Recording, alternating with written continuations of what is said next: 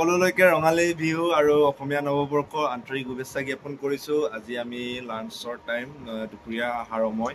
চ' আজি দুপৰীয়াৰ আহাৰ আমি কি কি গ্ৰহণ কৰিছোঁ আপোনালোকক সকলো ভিডিঅ'ৰ যোগেদি দেখুৱাম। চ' চাওক মোৰ ভিডিঅ'টি।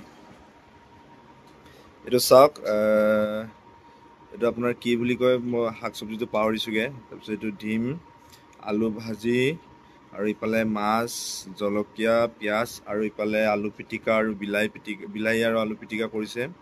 এইটো আপোনাৰ ৰঙালাওৰ আলু চব্জি বনাইছে। চাওক, এইটো আমাৰ চাচা, আমাৰ খুৰা, আমাৰ লগত আমি একেলগে থাকোঁ। তাৰপিছত এইটো আমাৰ দীপদা চাওক, থালিটোৱে বেলেগ ষ্টাইলৰ। আপোনাৰ খানাৰ যিটো ষ্টাইল চাওক, আমাৰটোতো এনেকৈ আহে আৰু আমাৰ ঘৰৰ পৰা এনেকৈ ভাৰি দিয়ে যে তেনেকৈ এনেকৈ আহে আৰু চাওক আইটেমবিলাক। আমাৰ আইটেম বহুত, আমাৰ অতাই এনেকুৱা লাঞ্চ, এনেকুৱা দুপৰীয়া আহাৰ এইটো আইটেম থাকেই আৰু। চ' ডেইলি খোৱাৰ কাৰণে মানুহটো অলপ শকত যে অনুভৱ হৈছে। চ' আপোনালোকৰ মৰম আৰু আশীৰ্বাদ পালে আৰু খাম। চ' শকত হ'ম।